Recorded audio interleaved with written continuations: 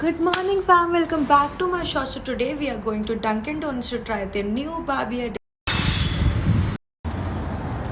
So we got these two things for 23 dirham. To be honest, I won't recommend this being worth 23 dirhams. The only reason is that because I can't feel anything except strawberry ice cream just mixed in a mixing and just a whipped cream over it. That's it. It looks so cute. Too sugary. Please like, share and subscribe for more. Thank you so much. See you next shot.